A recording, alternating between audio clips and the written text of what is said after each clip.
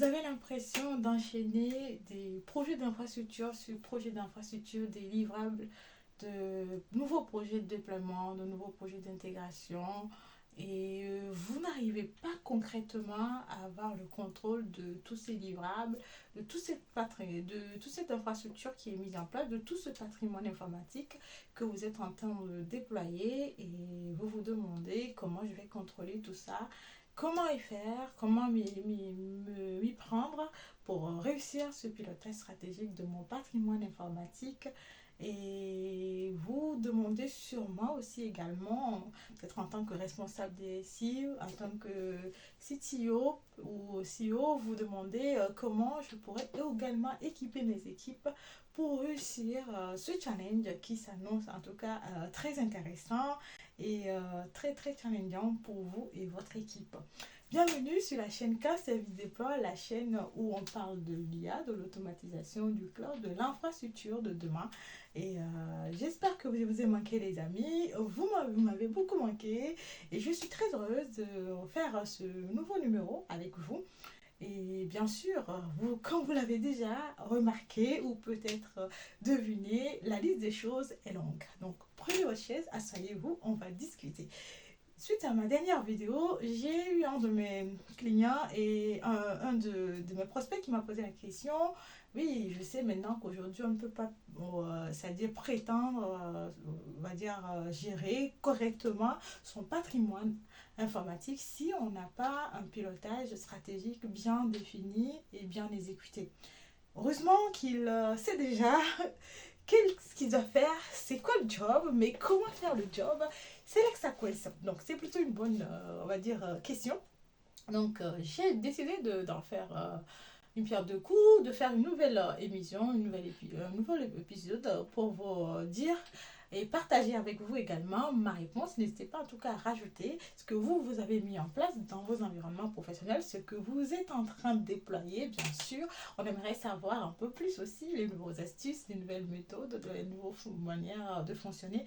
Comme j'aime le dire, ou j'ai l'habitude de le dire, la transformation de votre infrastructure, c'est pas un petit challenge, c'est quelque chose de très complexe. Donc ça ne va pas se réaliser si vous n'avez pas les bonnes méthodologies, les bons processus et bien sûr les bonnes équipes qui sont bien structurées et organisées en fonction de ce que vous aimeriez construire.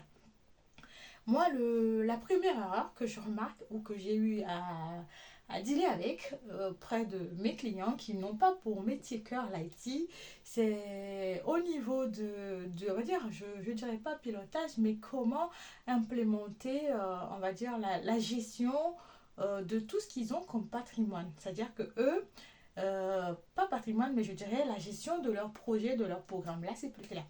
Donc, ce qu'ils ont comme challenge la plupart du temps, je me rappelle l'un de mes clients dernièrement qui disait ben, on aimerait avoir un outil qui nous permettrait de gérer nos nouveaux projets d'infrastructure, de déploiement et nos programmes que nous sommes en train de mettre en place.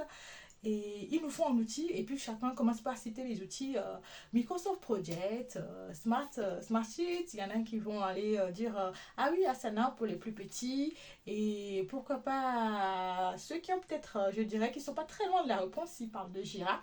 Et tout de suite, je me dis, mais il y a quelque chose qu'ils n'ont pas toujours compris. Le vrai problème, c'est pas d'avoir un outil que chaque équipe utilise. Le vrai problème pour pouvoir avoir un pilotage stratégique, c'est-à-dire aligner votre stratégie à l'exécution sur le terrain, c'est d'avoir une source de vérité commune. Bah oui les amis.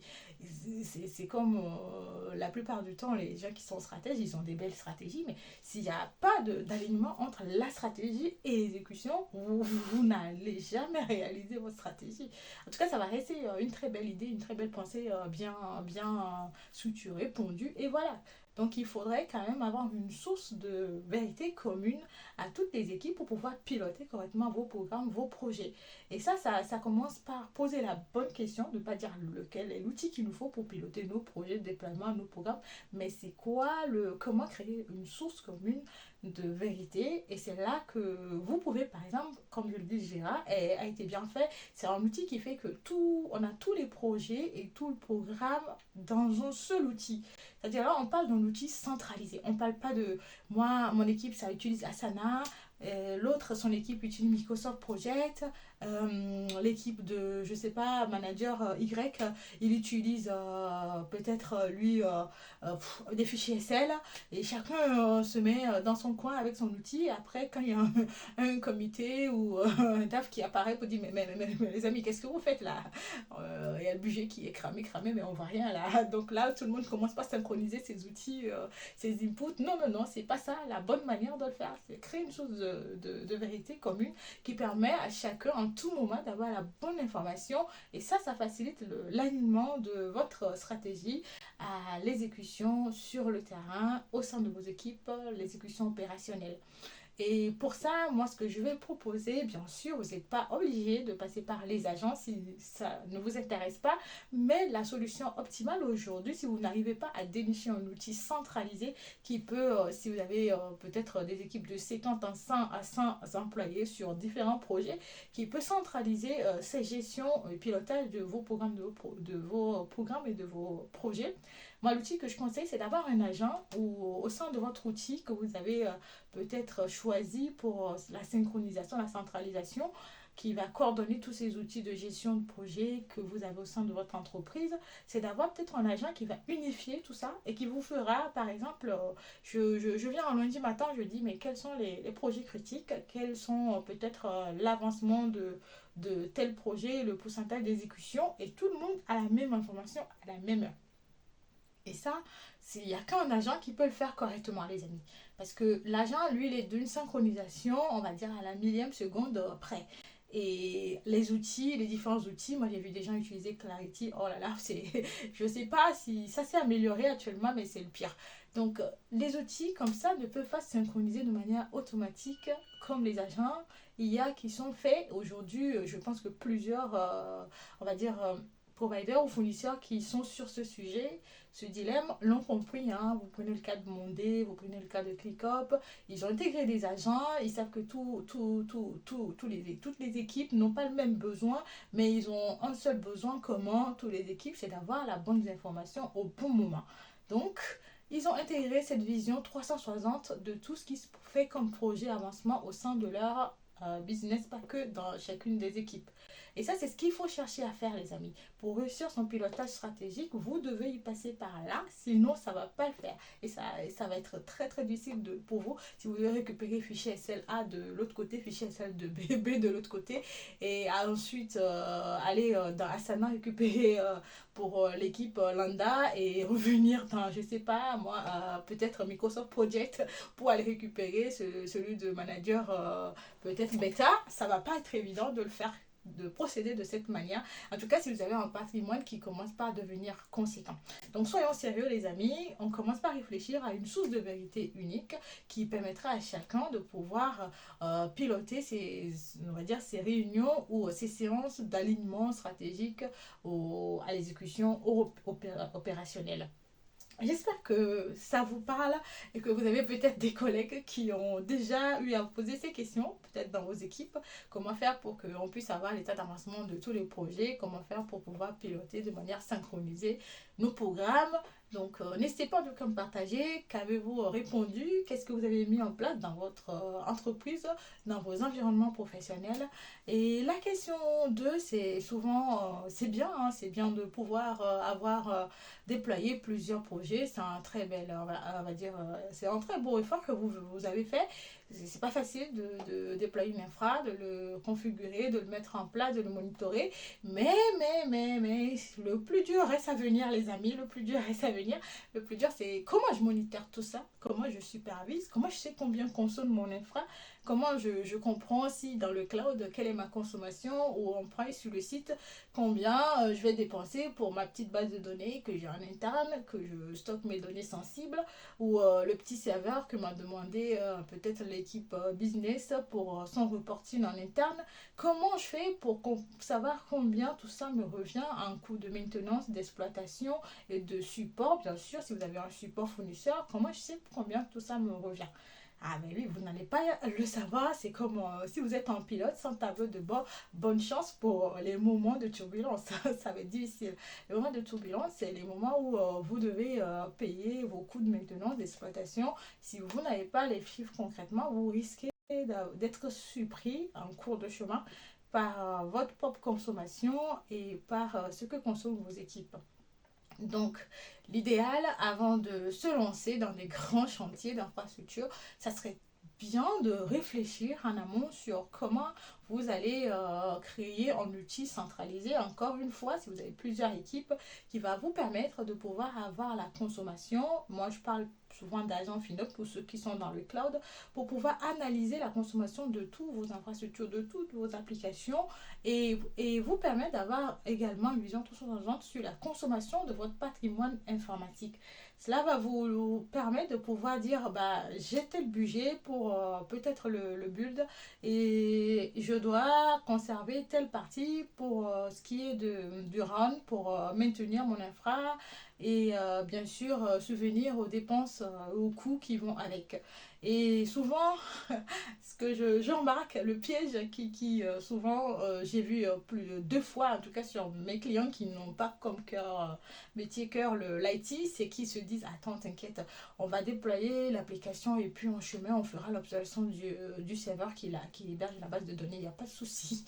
Et après 1 mois, 2 mois, 3 mois, on se retrouve tous en séance de réunion, on a déjà dépensé quasiment les 3 quarts du budget à faire l'obsolescence et il ne reste plus qu'un quart pour l'innovation, c'est-à-dire la petite nouvelle fonctionnalité ou le petit nouveau module qu'on veut rajouter finalement. Il n'y a plus de budget pour cela. Ne soyez pas comme mes amis qui pensent que l'obsolescence se gère à l'impro, c'est-à-dire leurs dépenses de run, ils vont le gérer en cours de chemin. Et souvent, c'est les startups, les PME ou les entreprises qui n'ont pas cœur de métier l'IT qui commettent cette erreur. Mais il n'est jamais trop tard pour faire les choses de manière correcte. Donc, prenez en tout cas le taureau par les cornes dès que vous le pouvez et ayez des outils pour mesurer ce que consomme votre ROM, ce que consomme votre bulle. Pour ceux qui n'ont pas l'habitude de ces langages, ce que veut dire par le ROM, c'est ce que vous avez mis déjà en place et ce que vous souhaitez construire dans l'avenir comme projet d'innovation. Donc, il faudrait avoir une visibilité de ces deux-là pour pouvoir vous développer de manière sereine. Et bien sûr, je ne terminerai pas cette stratégie de pilotage de votre patrimoine informatique par ce troisième point qui est très crucial. Oui, oui, oui, oui, oui.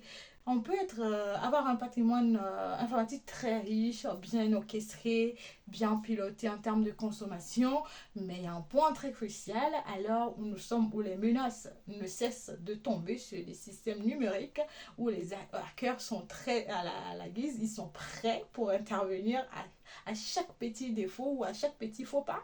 Et on ne peut pas s'abuser de ne pas développer un outil centralisé de la sécurité. Et oui les amis, vous ne pouvez plus vous contenter d'une sécurité en détail un peu par là, par ici, et de manière, on va dire, éparpillée. Vous devez construire un tour de contrôle de sécurité qui va vous permettre de prendre la température de votre infra, de savoir quand est-ce qu'il va tomber malade, quand est-ce qu'il aura besoin de vaccin, quand est-ce qu'il doit être soigné pour ne pas devenir un maillon faible pour votre développement ou votre croissance business. Qu'est-ce que j'appelle par quand est-ce qu'il va tomber malade? C'est-à-dire quand est-ce qu'il y aura besoin de traiter des vulnérabilités cruciales parce qu'il y a un nouveau modèle ou un nouveau module qui a été déployé par votre fournisseur ou pourquoi pas vous, une nouvelle fonctionnalité ou quand est-ce que vous aurez besoin de traiter peut-être des packs d'obsolescence que vous devez passer rapidement pour que votre infra ne soit pas vulnérable. Donc, il faut vraiment avoir un outil de sécurité centralisé pour vous permettre de savoir quel est l'état de santé de votre patrimoine informatique. Et ce n'est qu'avec ces 3 outils puissants, c'est-à-dire le premier qui va vous permettre de piloter correctement les ressources, les équipes, le deuxième qui va vous permettre de piloter correctement la consommation de votre infrastructure informatique et le troisième qui viendra sécuriser le tout que vous pouvez prétendre à un pilotage stratégique de votre patrimoine informatique. Croyez-moi les amis, j'ai déjà vu plein d'erreurs et surtout, les pires c'est les personnes confiantes, c'est les équipes, les entreprises les plus confiantes qui pensent que l'IT c'est de l'amusement et qui s'improvisent du début jusqu'à la fin. Et oui, la gifle elle est énorme à la fin et ça saigne. En termes de coûts, en termes d'énergie, de temps consacré.